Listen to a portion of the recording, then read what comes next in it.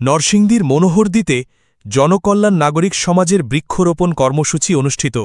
বিস্তারিত দেখুন নরসিংদীর মনোহরদী প্রতিনিধি মোহাম্মদ আসাদুজ্জামান নূরের রিপোর্টে।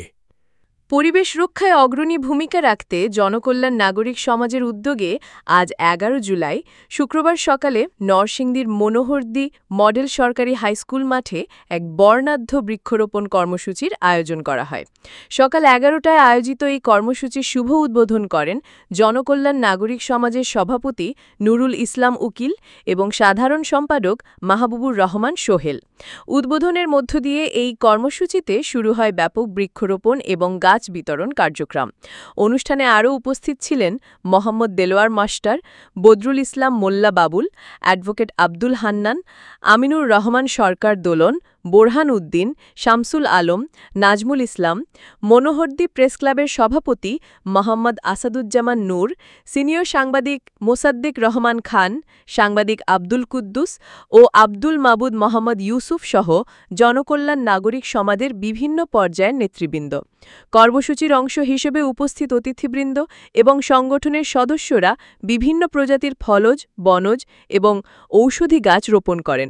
পাশাপাশি স্থানীয় বাসিন্দাদের মাঝে গাছ বিতরণ করা হয়, যাতে তারা নিজ নিজ এলাকায় গাছ রোপণ করে পরিবেশ রক্ষায় অবদান রাখতে পারেন। জনকল্যাণ নাগরিক সমাজের নেতারা জানান, জলবায়ু পরিবর্তন এবং পরিবেশ বিপর্যয়ে বিরূপ প্রভাব মোকাবেলায় বেশি বেশি গাছ লাগানোর কোনো বিকল্প নেই। এই কর্মসূচির মাধ্যমে তরুণ সমাজ ও স্থানীয় জনগণকে গাছ লাগানোয় উদ্বুদ্ধ করাই ছিল তাদের মূল উদ্দেশ্য। এ সময় স্থানীয়রা এই উদ্যোগকে স্বাগত জানান এবং জনকল্যাণ নাগরিক সমাজের ভূয়সী প্রশংসা করেন। পরিবেশ সচেতনতা এবং সামাজিক দায়বদ্ধতার অংশ হিসেবে জনকল্যাণ নাগরিক সমাজ ভবিষ্যতেও এ ধরনের কর্মসূচি নিয়মিতভাবে আয়োজন করবে বলে আশাবাদ ব্যক্ত করেন সংগঠনের নেতৃবৃন্দ।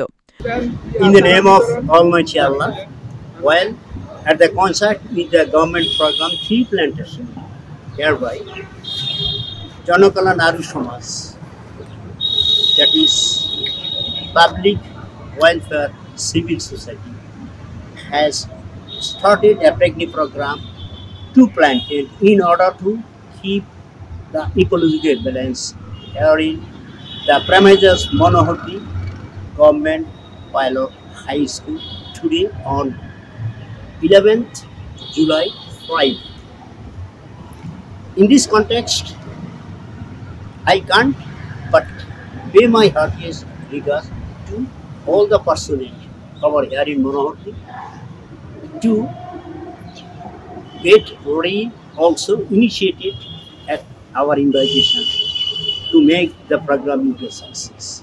And I do urge that inshallah we will also start this sort of program with the help of youth as a whole, not in Manohordi but around Bangladesh. Thank you.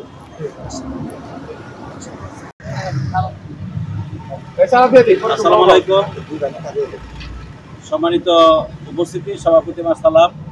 আপনারা জানেন বাংলাদেশ সরকার সারা দেশব্যাপী বৃক্ষরোপণ অভিযান চালাচ্ছে। তারই ধারাবাহিকতা আজকের এই প্রোগ্রাম আমরা চালাচ্ছি মনোহরদী পাইলট উচ্চ বিদ্যালয় মাঠে।